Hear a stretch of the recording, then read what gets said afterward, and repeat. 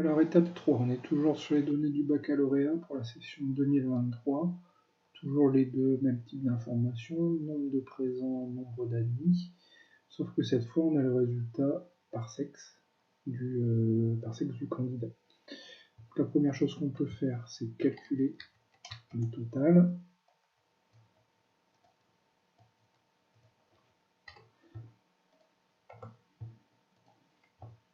Pour se rendre compte qu'on obtient les mêmes données qu'à l'étape numéro 1.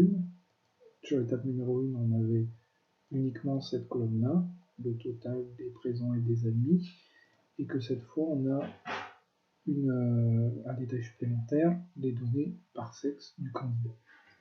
Donc, comme tout à l'heure, on va pouvoir calculer les pourcentages d'admis.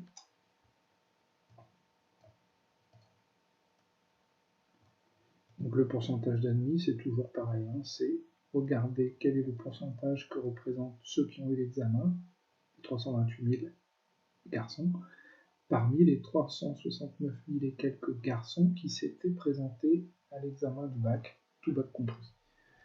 Donc on va faire les admis sur les présents.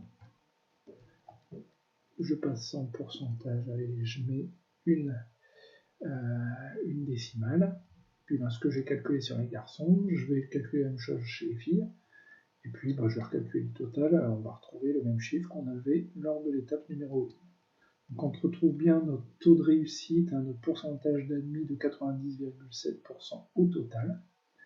Et on se rend compte que le taux de réussite, il est différent, il est assez nettement différent entre les hommes et les femmes.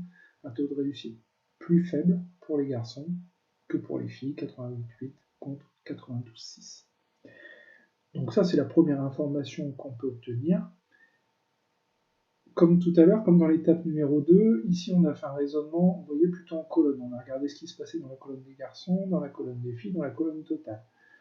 Si on transpose notre logique en ligne, on pourrait par exemple calculer le pourcentage de filles, par exemple, on pourrait calculer le pourcentage de garçons, ça serait exactement la même chose.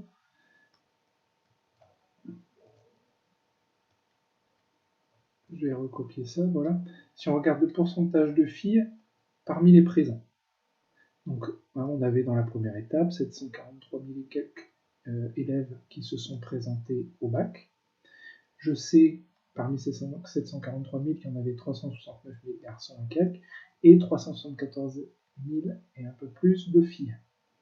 Donc le pourcentage de filles, c'est de regarder le pourcentage de ces 374 000 parmi le total des 743 000. Là, par exemple, je peux faire ça divisé par ça. Pareil, je passe en pourcentage, je rajoute une décimale. Donc je sais que parmi ceux qui se sont présentés au bac, c'est quasiment du 50-50. Un tout petit peu plus de filles, 50,4% de filles, et donc 49 et quelques de garçons. Si je tire vers le bas, j'obtiens ce même pourcentage, mais parmi ceux qui ont eu le bac. Parmi le total des élèves qui ont eu le bac, j'ai 51,4% de filles. Un peu plus, le poids des filles est plus important chez les admis que chez les présents, ce qui est logique quand on voit le pourcentage de réussite. Pourcentage de réussite plus élevé chez les filles, forcément ça augmente le poids des filles parmi ceux qui sont admis. Donc, comme tout à l'heure, ça permet de voir la logique en colonne, pourcentage d'admis pour chacune des catégories, et une logique ici en ligne. Donc on a fait pourcentage de filles, on aurait pu faire pourcentage de garçons, ça aurait été la même chose, en faisant la logique en ligne, filles divisées par total parmi les présents, filles divisées par total parmi les admis.